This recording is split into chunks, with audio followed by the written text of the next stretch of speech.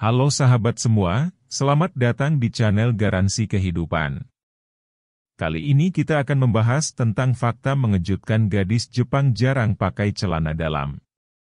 Berbicara mengenai gadis Jepang, citra yang sering muncul adalah sosok yang lucu, imut, dan menggemaskan. Daya tarik mereka telah memikat banyak pria yang bahkan ingin menjalin hubungan asmara dengan mereka.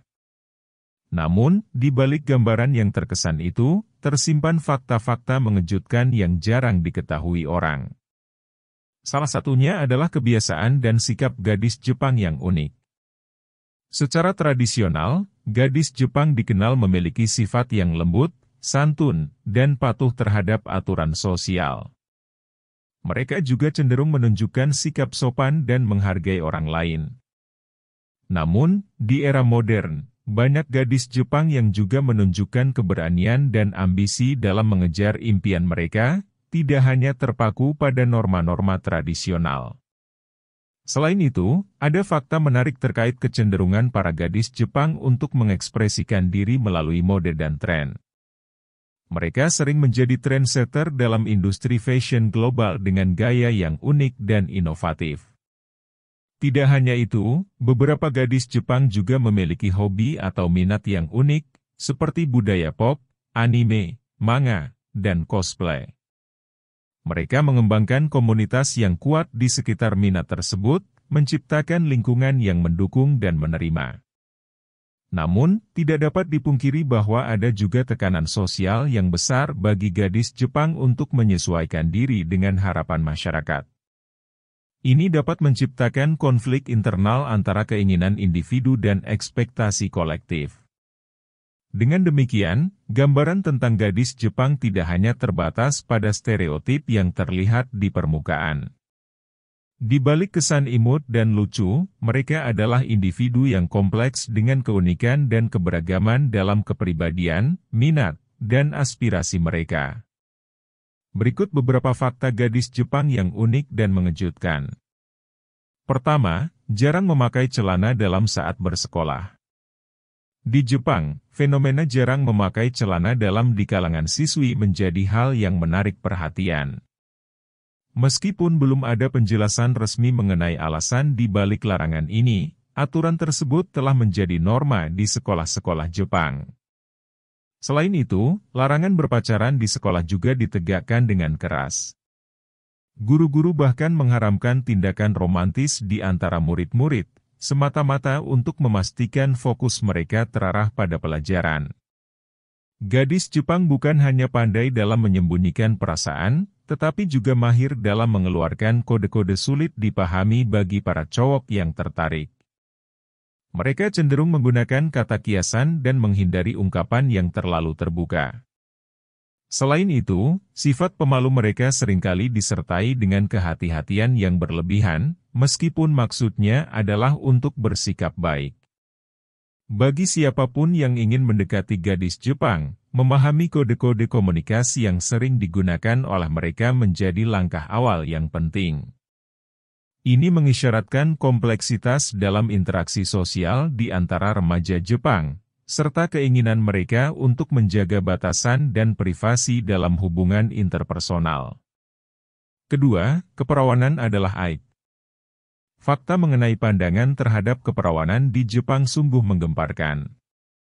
Berdasarkan survei, terungkap bahwa sekitar 50% gadis SMA di Jepang telah kehilangan keperawanannya. Bahkan lebih mengejutkannya lagi, di Jepang, keperawanan dianggap sebagai sesuatu yang memalukan yang harus dihindari. Fenomena ini terkait erat dengan perkembangan pesat industri video porno di Jepang. Pandangan negatif terhadap keperawanan menjadi semakin meluas di tengah masyarakat Jepang, di mana konsumsi konten pornografi menjadi bagian dari budaya populer. Keberadaan industri porno yang merajalela mempengaruhi persepsi terhadap keperawanan, membuatnya tidak lagi dianggap sebagai suatu hal yang tabu. Dalam konteks ini, kehilangan keperawanan bukan hanya menjadi masalah pribadi, tetapi juga menjadi subjek perbincangan sosial yang kompleks. Hal ini mencerminkan perubahan nilai-nilai dan norma-norma sosial di masyarakat Jepang, yang semakin terbuka terhadap seksualitas dan konsumsi konten pornografi. Meskipun demikian, terdapat juga suara-suara yang menentang pandangan ini, memperjuangkan nilai-nilai tradisional yang menghormati keperawanan dan moralitas seksual. Dengan demikian, perdebatan mengenai keperawanan di Jepang mencerminkan konflik antara nilai-nilai tradisional dan modern dalam masyarakat yang tengah berubah secara dinamis. Ketiga, jomblo bukan masalah. Ternyata, bagi gadis Jepang, status jomblo tidaklah dianggap sebagai sesuatu yang memalukan atau perlu ditakuti.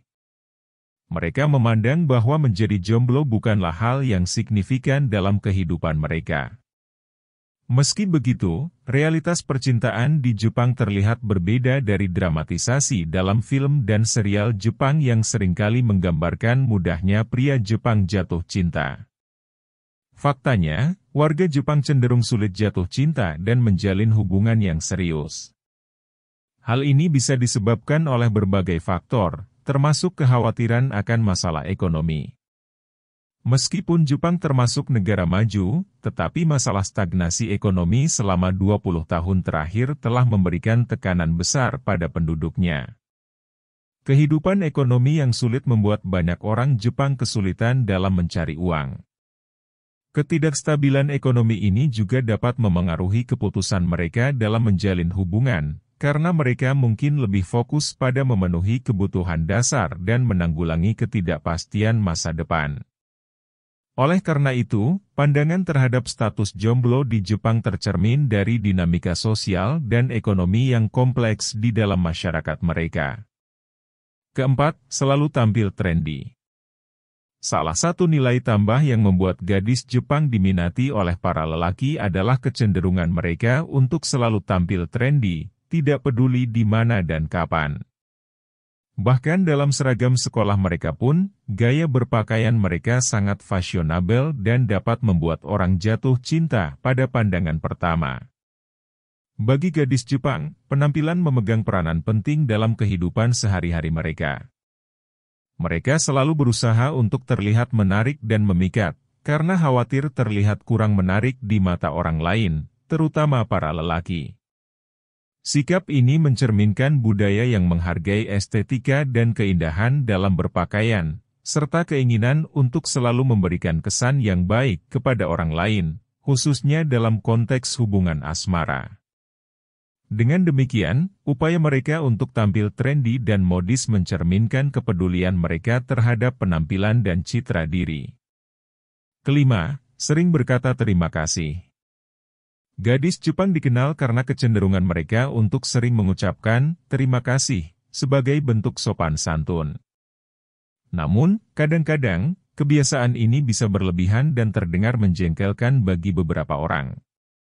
Seorang turis Cina yang berkunjung bahkan mengeluhkan banyaknya penggunaan frasa terima kasih oleh gadis-gadis Jepang yang dianggapnya mengganggu. Sementara mengucapkan terima kasih adalah tindakan sopan yang pantas, penggunaan berlebihan dapat membuat percakapan terasa kaku dan formal. Sikap ini juga bisa mengganggu aliran percakapan yang santai. Dalam budaya Jepang, mengucapkan terima kasih adalah cara untuk mengekspresikan rasa terima kasih dan menghargai bantuan atau perhatian orang lain. Namun, terlalu sering menggunakannya bisa memberi kesan tidak alami dan membosankan dalam interaksi sosial. Oleh karena itu, penting bagi individu Jepang untuk menemukan keseimbangan antara berbicara dengan sopan dan tetap mempertahankan keaslian dalam percakapan sehari-hari. Ini membantu menciptakan lingkungan yang lebih santai dan nyaman bagi semua orang yang terlibat dalam percakapan tersebut. Demikianlah pembahasan fakta mengejutkan gadis Jepang jarang pakai celana dalam. Jangan lupa like, subscribe dan komen. Biar channel ini terus berkembang, semoga informasi ini sangat bermanfaat buat teman-teman semua.